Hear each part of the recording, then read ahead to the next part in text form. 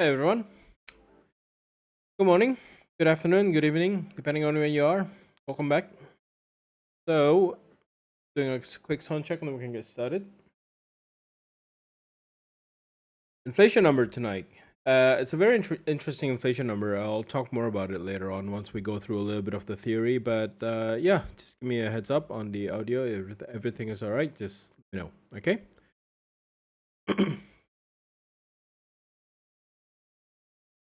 Good evening.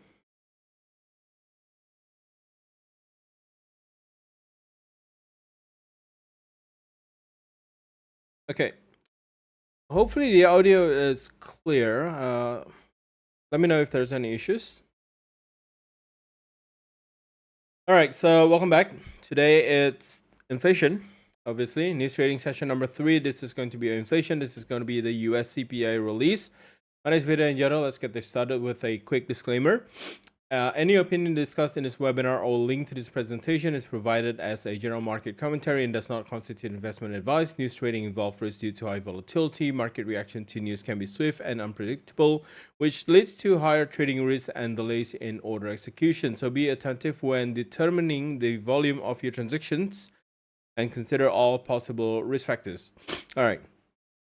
Might sound a little bit stuffy because I'm a little bit sick today, but hopefully it's okay. But I might pause here and there because I kind of need to catch my breath. Okay, there's going to be bonuses for participants as per usual. There's going to be that promo code to double your deposit bonus. So make sure to use that deposit bonus, the promo code, when you're depositing into your Octa trading accounts. You could have access to the private Telegram channel as well if you register to this webinar via email. You'll be receiving that link on your email. So a little bit about myself, if you are new here or never heard me speak. But my name is Vida Njoro, and I've been a full-time trader with over 20 years of experience, and I've been a professional trading coach and technical analyst since 2007. Expertise in the field of Ichimoku Kinko Hyo, which is a Japanese indicator.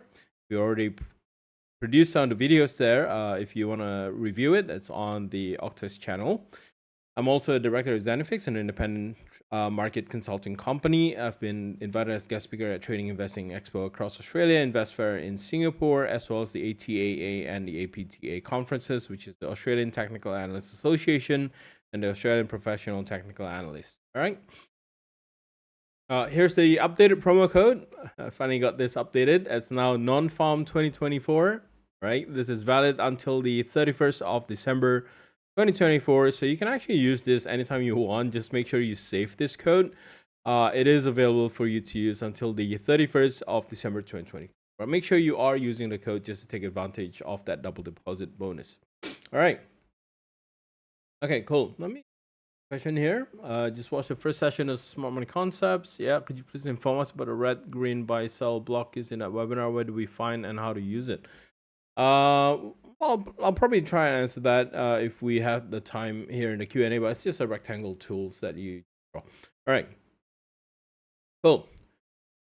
All right, so before we go on to our live trade, obviously we're going to go through some of the theories. I do want to talk a little bit about the inflation number tonight, because the inflation number tonight, it's very interesting, and it doesn't just end here. There's actually an added component to the inflation release this week that could actually impact market sentiment, which is something that we need to discuss, because tonight's inflation is going to be slightly different. Okay. So what is inflation? So inflation is the rate at which prices for goods and services rise. And the most commonly used inflation indices are the consumer price index as well as the core inflation numbers. We do also look at the producer's price index, but we'll take a look at the difference later on. In terms of what inflation is, it basically is if you go year on year, right? The value of our money kind of decreases because goods of items kind of increases, right? So as goods of items, price of items increases, so does the value of our money. So this is something that's, it's not reversible. I don't think we can actually, even in a case of a deflation in the economy, it's still over the time, inflation does still play a much bigger role, right? Our money is worth a lot less than what it was about 10 years ago, and comparing it to maybe 20, 30 years ago, it is significantly less, okay? But that's basically what inflation is, and this is basically a concern because as time goes by, goods of everything becomes more expensive. Like, for example, if you buy I guess McDonald's prices are pretty much okay, but comparing it to maybe, let's say, about 10, 20 years ago, the cost of a Happy Meal does go up, and it's nearly double that since the 80s, 90s. So as time goes by, inflation does creep up as well. So our buying power basically kind of gets reduced as the year goes by. And this is actually an interesting study by a lot of traders and investors that look into the market, because what they're trying to achieve is they're trying to achieve a return that could actually beat inflation. Savings doesn't cut it off, doesn't cut it out anymore, because at the rate that inflation goes up, our savings, doesn't really mean anything. Maybe term deposits, government bonds, that does still fight inflation, but typically we look at the stock market and any other market, especially the forex market, just to fight off inflation as well. Okay, so what is the CPI? The CPI that we are actually looking at, it is actually a very critical indicator of pricing pressures in the economy. It provides a gauge of inflation, and forex trader monitors the CPI because it can lead to changes in the monetary policy conducted by the central bank, which can either strengthen or weaken the currency against the rivals in the market. I'll explain this in a minute, but let's take a look at a comparison between the CPI and the PPI. The CPI measures the cost of living. It includes broad range of goods and services purchased by consumer. It will also include international personal consumption items, i.e., if you buy online from somewhere else, if you don't live in the US and you buy something from Amazon in the US and get it shipped to your country, that's personal consumption that's included in the CPI as well. Right? Scope excludes changes in interest rates or costs. And then we have the PPI. So the CPI is Consumer Price Index. The PPI is Producer's Price Index. Consumer Price Index tells you how much that it costs for the consumer to buy something. The PPI from the producer's side, it tells you how much does it actually cost to produce that goods, okay? And the PPI, it measures the real growth in output. It includes items produced for personal consumption. It does not include imports. It does include exports, though. Encompasses services with prices including an interest rate component. So we actually don't look at the PPI that much because it has that interest rate components in terms of whether or not inflation is actually priced in. Typically with the PPI, most of them is already priced into the PPI. That's probably why you didn't see that huge of an impact when PPI is released compared to when the CPI is released. Now, talking about the CPI and how it actually affects the monetary policy conducted by the central bank, if inflation is high, then the monetary policy would actually be more to tighten that monetary policy, right? It's basically to kind of slow down the circulation of money. In a nutshell, they're trying to slow down economy to bring down inflation. Okay, but if inflation goes down, then central bank needs to think about whether they should be cutting interest rate, because if inflation goes down, it also might mean that the economy might be slowing down, and they don't actually have a reason to increase or maintain a very high interest rate. And that's basically the argument that we have since October last year, where we start seeing inflation coming off globally. And then there are talks about how the FOMC should be cutting interest rates by 150 basis points in 2024. And that's basically the argument for the number tonight as well, right? We have been getting good numbers coming out from the US. We have been looking at comments coming out from the FOMC where they were a little bit more on the hawkish side. They will to maintain interest rate for a little bit higher for longer, just to make sure inflation does go down. And the consensus for tonight, it's a pretty huge drop in terms of the consensus for the inflation. Market is expecting inflation to cool off significantly today. And if that's the case, then the sentiment would be for the central bank to start thinking about, cutting rates earlier than expected. Okay, so that's basically what the argument is for tonight, but we'll talk more about that later on. All right, so let's go quickly. What is core inflation? Core inflation refers to the change in prices of goods and services, excluding those from the food and energy sectors. When we talk about food here, it's fresh produce, canned foods, packaged biscuits. That's still going to be included in the core inflation, but fresh produce is excluded. Oil prices are excluded because they are more of a volatile component. They're excluded from this measure of inflation because their prices tend to be more volatile. Typically, core inflation is determined using the CPI. It's basically CPI minus the fresh produce and energy sectors. That's pretty much it. Okay, it's like retail sales and core retail sales. Retail sales is everything. Core retail sales is excluding cars and oil. Okay, petrol. Cool. All right, let's take a look at the numbers because we have about maybe 10 minutes to talk about this number here. So let's take a look at the expectation for tonight. The previous number was 3.4%, and we'll take a look at that previous number, why it was so important, right? If you were here last month when we traded the inflation, we know that the inflation came in a lot hotter than what the market is expecting. Market was anticipating 3.2%. We got 3.4%. Now, this month, for the January number, we're expecting inflation to come off from 3.4 to 2.9%. So the consensus, it's pretty much about final. It still changes yesterday when we were looking at the market. It was up to 3%, but it has now gone back down to 2.9%. So what the market is expecting is that inflation is going to come off by 0.5% from 3.4% to 2.9%. This is the headline inflation. If we take a look at the core inflation is expected to cool off from 3.9% to 3.7%. Now, changes per month remain the same at 0.2% for inflation. The monthly inflation, the monthly core inflation remains the same at 0.3% growth.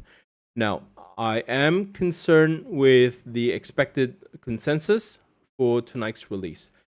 3.4 to 2.9% is a huge drop. It's a 0.5% drop. And I think the market might be overestimating this, right? I could be wrong, but I don't like how the market is having this consensus right now. And the argument for this is this: if the CPI comes in below 3%, as per consensus at 2.9%, the US dollar is likely going to go down quite fast. Okay, but if the number doesn't come in below 3%, if it comes in at even at 3.1% or 3.2%, the reaction to that is market has been overpricing the consensus. Okay, so they have been overselling the US dollar.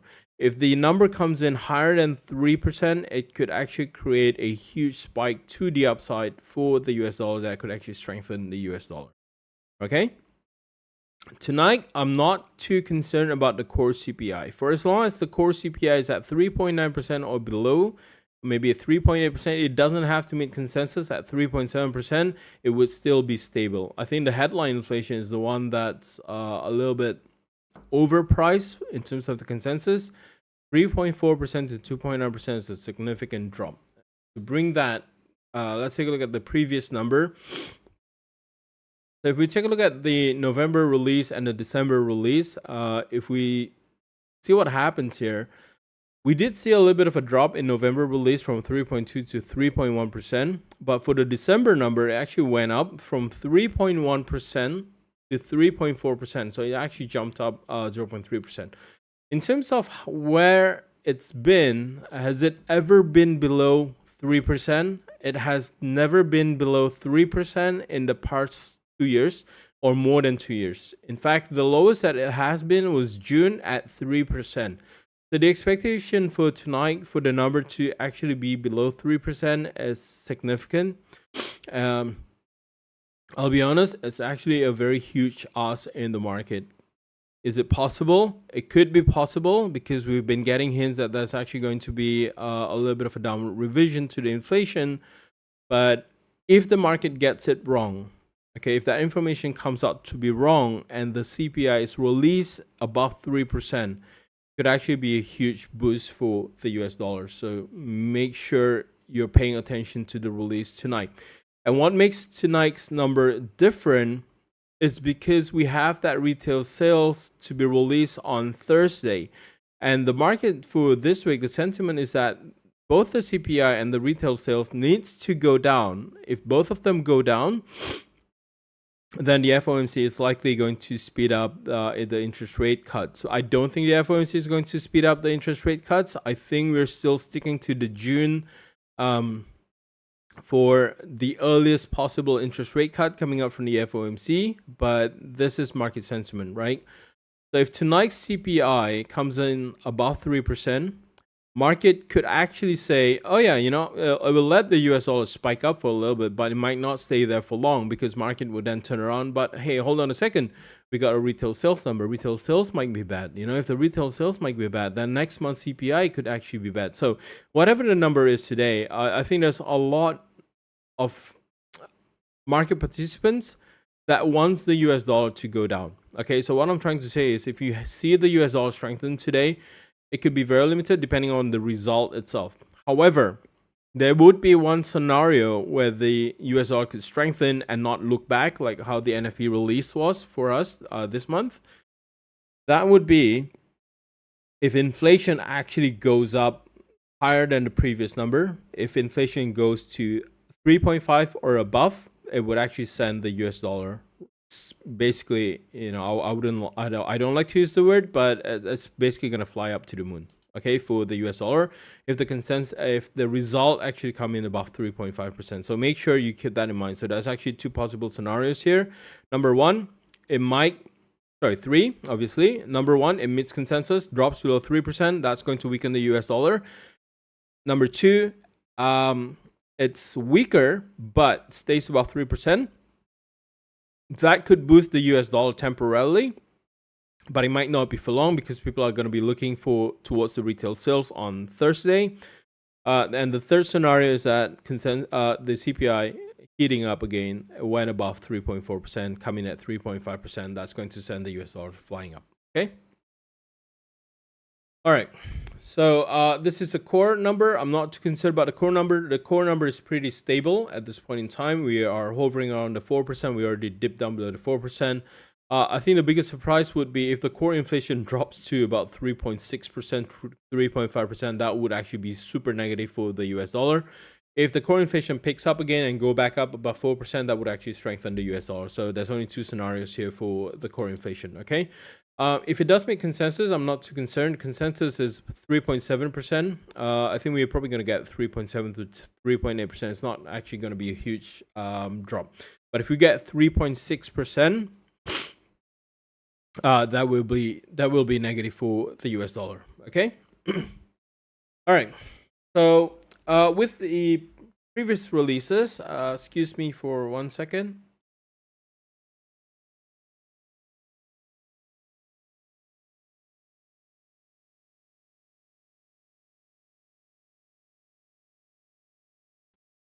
Okay. So with releases for the CPI, it's unlike the NFP numbers. Typically with the CPI, we see one strong directional movement on the CPI. Do we see an immediate turnaround in the market? No, not necessarily. Unlike the NFP, where maybe 8 out of 10, or maybe 9 out of 10 times that we did the CPI, we actually have a strong reversal for the fade. For the CPI, we're not looking for the fade. Okay, so definitely more on the breakout, and we're going to be using our stop orders. There's also one consideration here to talk about with CPI. If we take a look at this example here, typically the market moves ahead of the CPI release, and I've been looking at the reactions on the market before we start the webinar, and I think a few of the currencies has already started moving. Now this, if you attended last week's theory session on news trading, right, and if you never attended it, I would recommend that you attend it, because then you would understand what kind of market we're looking at. The market is no longer in an accumulation phase for a lot of the currencies today, so we are kind of chasing tails here tonight for some of the currencies. So the probability kind of drops down already for tonight. There's only a few currencies left. There's only a few instruments left that is in an accumulation phase. Most of them has already broken out of range, and it has already created a lot of whipsaws in the market. So we do expect a little bit more of a volatile condition tonight when it comes to trading. All right. With this example here, we do see a little bit of a volatility in the market. We see market whipsaws in one direction, immediately reverses back onto the other direction, and it kind of just stay flat. So there's actually going to be two outcomes into the inflation release. One where we actually get one jolt in one direction. The other one is that where we actually see a little bit of a whipsaw. So just bear in mind when we are going to be looking at the positions tonight. Okay. Let's get our trades ready for tonight. I'll go through some of the basic ones, but yeah. Promo code, is it every time you want deposits or just once? Every time you want to deposit, just use the promo code if you want to. If I claim my bonus, it's not going to block my withdrawal. I don't think you can claim your bonus, right? There are going to be requirements, but check with Octa in terms of what are the requirements to actually withdraw that bonus, okay? What if it comes as consensus? If it comes as consensus for the numbers, you mean the CPI numbers?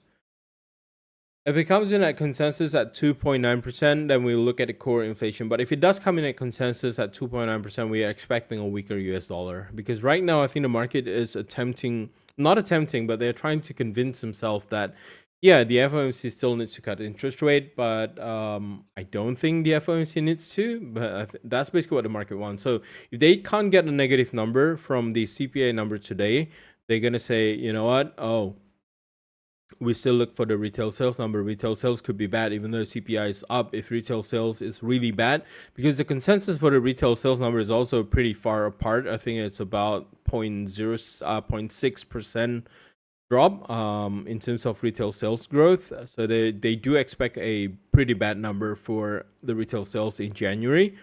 So yeah, as I say, the CPI components, it's going to be correlated with the retail sales numbers. The sentiment is going to be fixated not just on the CPI, but a combination of the CPI release and the retail sales number on Thursday, which makes this one a little bit more unique. Okay. All right. Okay. Let's go through some of the range that we have here. As I say, this is no longer in an accumulation phase. This is already pretty choppy as it is. We already have a little bit of a high here that the market has broken, and this is on the early time frame, mind you. So we actually do have one where we can actually place our stop in terms of a sell stop. We can place our sell stop below 1.0750. Now, about 1.0750. This is going to be a sell stop. I cannot, in right conscience, tell you to place a buy stop on the Euro USD just because it has actually broken out of range. This is on the hourly time frame. If you go on to the 50 minutes time frame, it has gone beyond range because the limit on the 50 minutes time frame is right about here, about 1.0775, and we have gone past 1.0775. You can place it if you want to at this high here, about 1.08, but do not want to have it any lower. You really can't place it any closer. You need to push it a little bit higher. So buy stop for this one here is actually going to be a little far away for the Euro USD. And the difference between the sell stop and the buy stop is actually about 55 pips. And that's a huge range. We are not in an accumulation phase. So probability could actually be skewed. We might actually see a little bit of a whipsaw. The worst case scenario that could happen tonight is that we see market touch 1.08 and immediately reverse back down and potentially break lower below 1.0750. So you don't want to have the sell stop and the buy stop too close to market price at this point in time. Okay. I might even actually put the buy stop a little bit higher, maybe about 1.0810, just in case, because this is no longer in an accumulation phase. And that is actually a requirement for our news trading strategy, that the market needs to be flat in an accumulation phase. We're not looking at that on the Euro USD. Again, you can still place the orders. Sell stop is going to be at 1.0750. Buy stop is actually going to be at 1.0810. The difference is 60 pip. So make sure you know what you're doing for tonight. I think we're expecting a little bit of an extreme volatility. For sterling, this is a bit hard to actually trade on sterling, just because if we take a look at the movement in sterling, we had a good employment numbers coming up from the UK, and that's already pushing price up a little bit higher. We're still very close to 1.27 in terms of resistance. So if you're thinking of buying the pound, you might want to have it a little bit higher at 1.27, because even if I go onto the 4-hourly time frame, there's nowhere up there that we can actually place a buy stop on the pound USD. So this one here is actually going to be a little bit tough. And in all honesty, I would actually trade this after the news, but if you do want to have a sell stop, you can have that sell stop below 1.26. Okay, you can have that one sell stop at 1.26, but at this point in time, in no good conscience can I say put a buy stop up there, because that might be a whip there at 1.27. The market could actually come crashing down. So I can only recommend a sell stop on the pound USD. Unfortunately, I cannot trap price as it is. We're just not in an accumulation phase at this point in time for the pound USD. All right. Gold, this one here is also no longer in the accumulation phase. And if we take a look at the movement on the hourly time frame, the closest sell stop that we can have is actually below 2020, about 2018. Again, this is no longer in an accumulation phase. It's actually very hard for us to trade gold at this point in time. But if you do want to place your buy stop and your sell stop, you can do so maybe about above 2030. Right? I wouldn't recommend it. I'll be honest with you. You can have it at about 2033, 2034. In terms of sell stop, you can have it below 2025. But this is not it's not a good probability. Okay? You can still place your sell stop and your buy stop. For gold, that would be above 2034 for your buy stop. For your sell stop, it's going to be 2023. I don't want to place anything closer at this point in time. You can lower it if you want to, but it just takes a lot of risk. You can lower it to about 2030 if you want, at about 2025. So I would go with 2025 and 2030 if you really want something out of gold. Okay, don't push it. And for the dollar Japanese yen, this one here is a little bit easy. Buy stop is going to be at about 149.70, and for the sell stop, you can still have it about 149.20. Right, news is going to get released in about 2 minutes time. So we'll see what happens here. A euro yen and sterling yen, we'll take a look at that after this. But yeah, oil, nothing you can do with oil.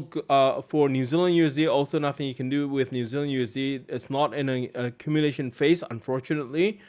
40 Aussie USD on the hourly time frame, you still can place your buy stop. Your buy stop is going to be about. It's already triggered. Trade triggered? No. All right. About 65.50 for the buy stop. For the sell stop, it's going to be about 65. Again, 50 pip of range. You can still place this on the Aussie USD. But yeah, that's the best we can do for tonight. Otherwise, it's going to be a little bit too risky. All right, news is going to get released any moment now. So we'll just wait for it. Okay, hopefully we don't get a whipsaw, but I think a whipsaw is a probability, a pretty high probability for tonight. It would be easier for us if it is in an accumulation phase. It's no longer in an accumulation phase. It's already started moving, so it's going to be really hard for us to kind of cage it. Probably have to take some trades after the news is released.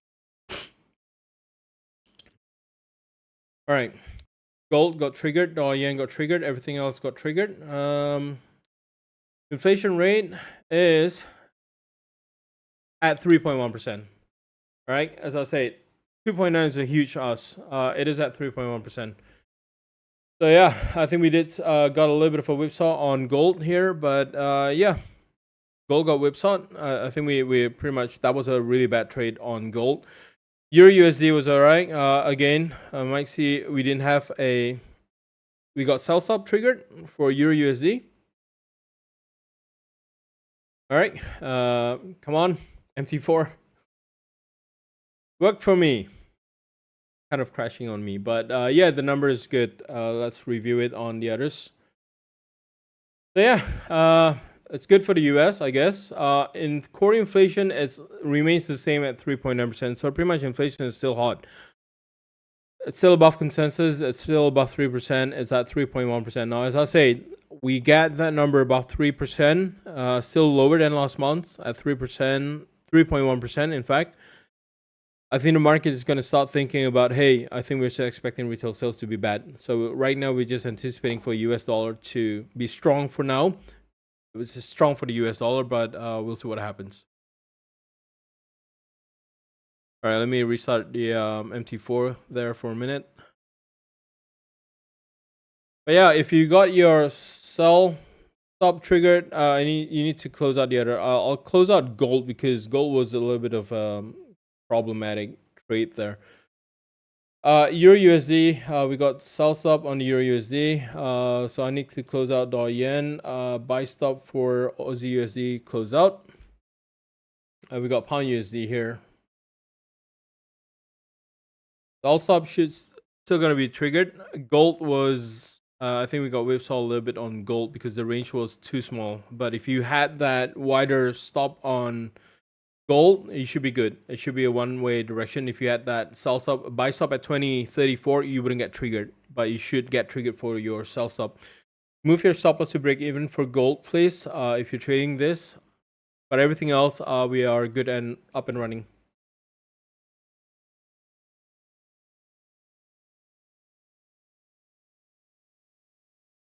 Did yen hit 150? Oh yeah, nice. Which is good, right? Because we've been holding the Japanese yen since last year, in fact. Okay, so we got your USD short, pound USD short, gold short. If you had your stop orders a little bit lower than what we had before we adjusted, you would be good. If you had it below 2024, you're good, right? Keep your short. The number overall, it's still going to be strong for the US dollar at this point in time. Just make sure, keeping an eye out. There could be a shift in sentiment. If you think you're happy with the profit, feel free to get out of it. We are looking at a little bit of support coming in very soon for the Euro USD at 1.27. All right. So right now you can move your stop loss to break even. If you want to keep your trade, just move it to break even. I will let this one run a little bit. For the pound USD, I think we have pushed lower on this one here. would be okay to have for our stop loss about 1.27 for the pound USD. This is actually going to be more of a potential swing trade on this one here. I would actually go lower right now. We're still gonna be targeting 1.2550, right? About 1-to-1 risk reward ratio for now on the pound USD. On the Euro USD, you are going to be looking at about 1.07. You should be pretty happy with 1.07. If you want to keep that trade, depending on how market reacts to it, I think the number is still higher than what the market consensus is. It should be a strong signal to market participants that inflation is still high in the US, and there's no reason for the FOMC to keep interest rates. They start cutting interest rates. But yeah, if you want to get out for tonight, I think 1.07 should be a safe spot for you to get out. If you are a little bit more on the aggressive side, you can actually target 1.0650 if you want to transition this into a swing trade. However, only do this if we get at least the next hour dropping down to 1.07 on the Euro USD. All right. Dollar Japanese yen is no brainer. In terms of dollar Japanese yen, I would actually transition this into more of a swing trade. There are targets for the dollar Japanese yen. This is already outlined in the weekly outlook. We are going to be targeting 151 and 152. So there's a lot of room to go for in the dollar Japanese yen. So yeah, feel free. You can go 150.50, 151, 151.50, 152. I'll stick this at 152 because that's basically what we are aiming for on the dollar Japanese yen. But if you're doing this only for intraday, you should be getting out. Right, you should be happy with what you get right now. All right, pound was a little bit late on our entry because it was a little bit too risky. There wasn't a significant floor for us to kind of figure out what it is. But yeah, seems like it's more of a one-way direction at this point in time. With this inflation number at 3.1%, what's the impact on the stock market? Let's take a look at the stock market. Should be negative. At least temporarily. But again, the stock market is a completely different thing to do. Right? We're thinking of doing stock trading webinars if you want to. But yeah, for stock analysis, you got to think about it this way. The inflation is still high. I think the stock market is probably going to react to retail sales number. But for tonight, I think that's going to be a negative impact into the market. Again, the reason being, it's not because the stock market is bad and it's not the economy is bad.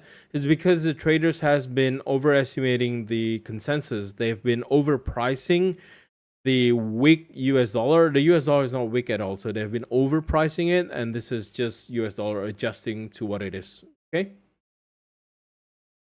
Bitcoin. Yeah. Let's bring our trading view on Bitcoin because I kind of need the overall look on Bitcoin there.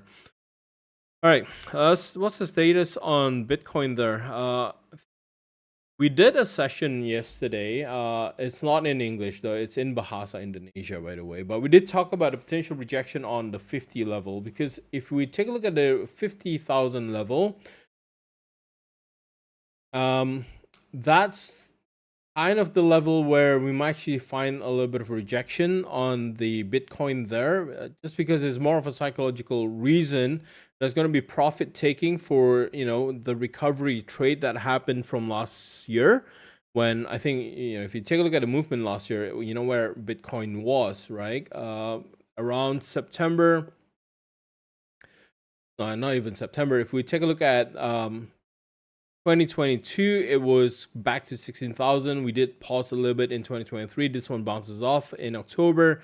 There are going to be profit taking because market has already gone and run about 100% gain. So with Bitcoin, I think there's a little bit of a concern on where price is sitting right now at about 50,000. I don't know what it is from the cryptocurrency industry itself. I'm not too familiar with it.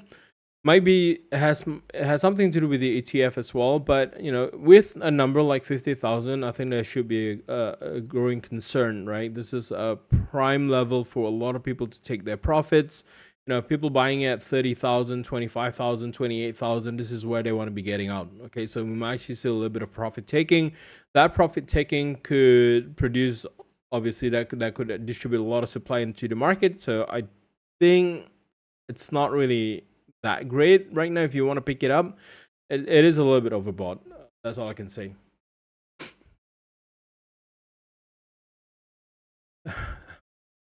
Thanks, Ang Pao. All right. So yeah, I would say if you want to get out for tonight, feel free to get out. I think we are reaching a state where market might be thinking about, oh, you know what? I think the retail sales is actually going to be bad, and this is something I want to bring out to you as well. I know tonight's inflation, but again, it's more of a combo for retail sales and inflation this week. So I want to bring out the retail sales number. So yeah, this is the expected retail sales number. This has improved a little bit. It's now negative 0.1%. It was actually negative 0.2%. But the market is expecting a drop, right? Right now, about 0.7% drop on retail sales for the month of January. Let's take a look at the numbers. Typically, in terms of market expectation, be very careful because last January, we actually have the highest retail sales number. January 2023, we have the highest retail sales number in 2023 in terms of growth, right? So market is expecting a huge drop, a 0.7% drop on the growth. I would say, be very mindful. It's still whoever that places the trade that expects the consensus to be below 3% tonight. If they expect the CPI to drop below 3% tonight, are probably going to place a short trade on the US dollar itself, right? And then they're going to comfort themselves by saying, hang on, we're still expecting a bad retail sales number. Our position might change on Thursday. So this is a consideration that we need to consider. But historically speaking, there are occasions where January number is actually not great, but if we take a look at last year's comparison on 2023 and 2022, January was one of the stronger a stronger month in terms of retail sales growth. So I'm just not too convinced that January number we are actually going to be looking at a negative number this week. Okay, so those are my concern. Okay, cool. Any questions? Any requests? But yeah, we look. This is a pretty easy trade. I'm just not closing out. A goal was because we had the stop too close. But if you went with the initial stop where I say it was higher than 2033 and below 2024, you should be in short gold trade. It should be good right now. I'm just holding on to these trades right now until probably the end of the session before we can see what happens. I'm waiting for reactions in the market. I'll be honest with you. With the Euro USD, I want to see price come close to 1.07, and for the Pound USD, I want to see price breaks 1.2575 because breaking 1.2575 is going to go below this week's low, right? That could actually push price even lower for the Pound USD. So let's go back here for a little bit. Let me just show you a situation on the Euro USD and the Pound USD. Okay, so here's the Pound USD. Tonight, with us breaking this low at 1.0725, this, I can change that to, should I categorize this as a change of character or a break of structure? This would actually be a major change of character. We are currently breaking this level. This has surpassed that level. We are labeling this a change of character on the Euro USD. So yeah, going ahead, I'm still sticking to my outlook that we are still looking at a potentially stronger US dollar in the coming weeks at the very least for now. All right, so this is the current update on the Euro USD. If you want to know what's going on, feel free to watch the outlook on Monday. But yeah, we had a change of character for the Pound USD. We're still aiming a little bit lower. Stop loss is now adjusted a little bit higher towards 1.27, but we are aiming 1.25. That's where we have that order block. Now, the order block is going to come in at 1.25 and 1.2550. So there was a question just now. What did I use to draw this? It's just a rectangle tool. Just a rectangle tool. It can be any color you want. No. But if you watch that and you're asking what those blocks are, make sure you watch all 5 SMC sessions because then you will understand what those block means. But yeah, I just created, save it as a template. then I can place it as whether it's a bearish overblock, order block, bullish order block. It can be a fair value gap. Yeah, just so you know, answering those questions. Yeah, but anyway, the reason why I'm still negative on the pound USD is if we take a look at this area here, and this is actually mentioned in the outlook. Market kind of failed to go above 1.2650 last week, and we see that that level still caps the market. We see that selling pressure. Market does pick up a little bit today for the UK side of things because employment numbers in the UK was a little bit of an improvement. But we have the UK CPI numbers tomorrow and the UK retail sales numbers. Okay, but for now, the overall tone for this one here is it's range bound on the daily time frame, but we're still projecting a potential test of 1.25, 1.2550 on the pound USD. Okay. All right, this is dropping down like a fly. I'm just waiting for a little bit of a reaction at 1.07, and ideally, you do want to get out at 1.07. Okay, for tonight. Okay, we just want to trade tonight, intraday wise. I think it's enough to get out 1.07.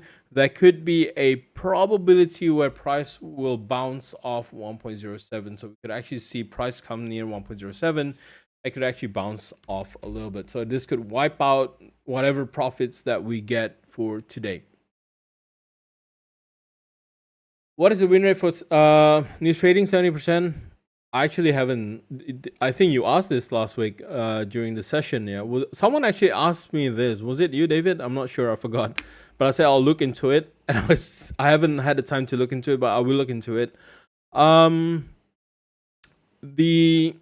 It would be above 60%. I would say above 60%. But I need to review the CPI numbers that we've done, the NFP numbers that we've done. I'm not gonna pull numbers out of a hat, but I'm going to look through our previously recorded live webinar sessions and I will find out. But if you are curious, you can dig in. I think we started this session in May 2023. I think it was May 2023. Or was it April 2023? So we did May, I think it was May, June, July, August, September, October, November, December, January. We did about 18 sessions, about 18 trading sessions. So I think we can tally up the probability there. Yeah. I haven't looked it up, but I'll definitely look it up for you. But yeah, if you want to find out yourself before I can give you the answer, because I think my next session would actually be next month's NFP number. But yeah, feel free to review every NFP and CPI trades that we did live. You can find out the results that you do. Just go halfway throughout the sessions and you can see whether we're profitable or we're actually in a loss. But I'm pretty sure it's more than 60%. I think it's actually higher, but I just don't want to give you a higher number there. You got to be really careful though. You can use hybrid galots if you want to, but if you're not familiar with news trading yet, if you're not used to it, just as a reminder, there are risks involved. Number one, volatility is high, liquidity is low. Sometimes you didn't get filled at the right order. Sometimes your spread gets wider. So yeah, be very careful. News trading can be profitable. It can be part of a good strategy. Just make sure you know what you're doing. That's all I can say. Look, 50% with a good risk reward ratio. The problem with news trading is that you are not going to have a 1-to-2 risk reward ratio. At the very minimum, you are going to have about 1-to-1 risk reward ratio, sometimes even less than 1-to-1. That's the problem with news trading, because we don't know how it's actually going to react. Are we going to get a good move or are we going to get a small move? Sometimes we don't get a huge move like what we see today. Sometimes it's kind of small and then it kind of whipsaws, and then where's our initial stop loss? It's probably not going to be 1-to-1. So I think that's the biggest risk. So yeah. Even with a probability less than 50%, if you have a 1-to-2 risk reward ratio, it's never going to be a problem. But with news trading, yeah, that's definitely a concern, because sometimes we don't know if it's actually going to be 1-to-1 or not, because we need to react quickly to the news releases, right? There's a lot more unknown factor. There's a lot more unknown probability when it comes to news, whether or not we're going to get a revision and whatnot. Good thing that we actually didn't get a revision for tonight. What if the previous month's number was actually revised down from 3.4% to 3.2%? Obviously, that's not going to be good for us, right? But yeah, so far we don't have a revision, which is good. All right, this is already approaching 1.07 on the Euro USD. Do we mostly use 15-minute swing high and low for the stops? Hourly when volatile? Yeah. We, as best as I can, I would stick to the 15-minute time frame. But like volatile range, like just now when we're no longer in the accumulation phase, I need to step up a little bit higher. Hourly and 4 hourly. And if we take a look at the movement today, hourly and 4 hourly, we were no longer in the accumulation phase as well. So the range kind of gets a little bit wide. Anything above 40 pips in terms of range, to me, it's too wide. But 50 pips on the Euro USD is actually a huge risk to take tonight. But yeah, good thing it still works out in our favor. But it could have gone really, really wrong tonight. Okay. It's a viable strategy, but I just need you to know the risk, because I don't want you to think, oh yeah, it's good, and then we just jam in with a huge lot. You can, if you know what you're doing. If you accept the risk and you understand the risk, by all means, no one's going to stop you. Just make sure you do your position sizing correctly. Okay. All right, let's go back to trades. Trades looking good. Yeah, I think the take profit on the Euro USD, I think we're getting 40 pips on this one. Yeah, intraday wise, I think this is good enough. If it wasn't an accumulation phase, it would be even better, but I would take what it is. Okay. All right. So yeah, you can say if you want to, just make sure your stop losses are break even. I'm gonna get out. It's so close to the take profit, I'll just get out right now. And we're done. Done. That was a total of 100 pips. I would exclude gold. I wouldn't count gold because we made some final last minute adjustment to make the range smaller, and it triggered before the news get released. So yeah, excluding gold aside, the total for tonight's tally is about 100 pips, at least from my side here. Depending on your side, if you get a better price, good on you. If you want to hold on to your position, these are all adjustable into a swing trade. All right, they're all adjustable into a swing trade. Just make sure you are moving your stop loss correctly. You can move your stop loss to break even if you don't want to risk too much. But for everything else, like the Euro USD, we are going to be looking at 1.07 all the way up down to 1.0650. For the dollar Japanese yen, this is a definite swing trade. Just as a disclaimer, I do have a lot of positions on the dollar Japanese yen, sterling yen, and the euro yen. Just briefly, I'll touch on the euro yen as well. But yeah, we are aiming for 152 right now. On dollar yen, it's already 150.50. If you are trading this intraday wise, 150.50 is a good price to get out. So yeah, if you don't want this to be a swing trade, get out now. But we're doing the dollar yen and the euro yen, selling it for some other purposes. We're holding this for more of a longer term movement. All right. Euro yen is pretty stable considering the drop in the euro USD. This is still reasonable. The sterling yen is also good. We didn't lose a lot of the gains today. We saw the pound USD drop. Sterling yen was driven by the good employment numbers coming out in the UK. Good thing the drop in the pound USD just now didn't drag the sterling yen down. So in fact, this kind of pushes that up higher.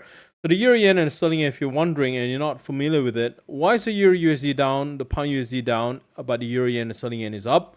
Because the euro yen and sterling yen is more dependent on the dollar Japanese yen itself. It's not really positively correlated to the euro USD and the pound USD. So the yen crosses are actually a very unique batch of currencies, right? And this is why we actually don't trade them during the CPI release on the euro USD, euro yen, and the sterling yen. The yen crosses are mainly driven by carry trades. I've already explained carry trades before, but if you don't know what a carry trades is, basically, we're looking at interest rate differentials. The US is at 5.5%. The Bank of Japan is negative 0.1. So the logic is that you can actually borrow money from Japan, take that money and invest it in America. You get 5.5% as an investment for free. And that's the logic behind carry trades, and that's basically what driving the yen trades pretty much. All right. Cool. So yeah, feel free to stay if you want to stay. I'll be more than happy to answer any questions or any other things that we haven't taken a look at. But if you forgot the promo code and you want to have it as NonFarm 2024, I would say just write it down. Just write down, post it. Just write NonFarm 2024 every time you want to deposit. Just use the code. This is not a one-time use. You can use it every time you deposit into your Octa trading accounts. Okay. All right, Q&A sessions. How about the pound USD? We already talked about the pound USD. We already got off the pound USD, but yeah, the pound USD, it's you can go even more on the pound USD. Pound USD, we're looking at a move towards 1.2550 all the way to 1.25, but over here you need to be very careful. 1.2550 and 1.2550, sorry, 1.25. And 1.2550 is a huge order block for the pound USD. So the pound USD is not in a downtrend. The Euro USD is, the Aussie USD is. The pound USD is not in a downtrend yet.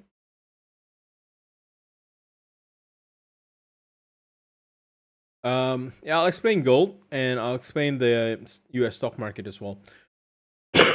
So US stock market, what we're looking at here is that, excuse me, we're looking at a little bit more of an overbought condition on the US stock market. So the S&P 500 is exhibiting that. We are in a technical correction. The US 30 is already doing that already. NASDAQ as well. We are expecting a little bit of a technical correction on the US stock market because the rally has just been too significant. Do we have a significant support level to watch out for, especially on the NASDAQ? There's going to be one at about 17,500, which is the current price level, up until about 17,400 on NASDAQ. If this level holds, there might be more buying opportunities on NASDAQ. The movement on the US stock market from the inflation number tonight will likely be temporary. You might actually not see this last the whole day. We might actually see the market recover on the second half of the trading sessions today. Gold, yeah, let's take a look at gold. More than happy for it to break 2000. I said in the outlook, we are still in a range bound market condition. I really want gold to break below 2000 because that's kind of the logical way. And this was mentioned in the outlook. This is still pressure to the downside because technically we look at gold. It has transitioned below the Ichimoku cloud. This is just finding a little bit of support on the fair value gap in the month of December. But yeah, once we break that, do we actually have a change of character? We actually do have a change of character.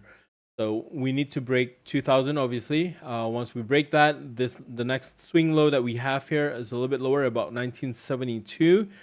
That would be your trigger point for a break of structure, and then 1950, 1930, and so forth. But yeah, for gold, higher inflation is never good for gold because interest rates going to be higher for longer. Fundamentally, I don't think there's anything to drive gold higher at this point in time. So yeah, I haven't been too keen on gold bulls. I've been warning the market that we might actually see that push lower. We just need to clear off the fair value gap that we have here from December. But 2000, if you're trading intraday, that's where you want to get out because it's going to be really tough for price to break 2000 easily. But yeah, if there's a daily close below 2000, below 1995 to be exact, that's going to send gold significantly lower. We're going to be looking at an easy drop towards 1985, 1975, and then 1950 on gold. So yeah, that's my view on gold. I don't have anything positive on gold. Momentum still points to the downside. If you're thinking of an intraday exit today, if you are shorting gold, go for 2000, get out at 2000, be done with it for today because 2000 is not going to be an easy level to break. It's just a fair observation. A buy stop is an order placed above the current price. A sell stop is a sell order placed below the current price. We actually run 3 news trading sessions. Number 1 is always the first Friday of the month, which is the live NFP trade. And then on the second week, we actually do a news trading theory session that was actually last week. That's where we actually go through some of the pending orders. So if you missed out, there's actually a recording. Just look for News Trading Session 2, Theory and Practice. We explained the buy stop and the sell stop there. And then the third one is today. That's going to be the inflation. Do I have a YouTube channel? Yeah, I do have a YouTube channel. It's just my name, Vito Njero. I don't have any social media. I'm not a social media user. I don't have Instagram. I don't have TikTok. I'm just not active in social media. But yeah, I do have a YouTube channel. All right. Do you think GBP USD will reverse back? This pair looks more consolidating than trending, isn't it? On the hourly time frame, you have to watch out, right? Is it going to reverse? You mean like reverse back from what? 1.25, 1.2550? Unknown. I cannot give you that answer.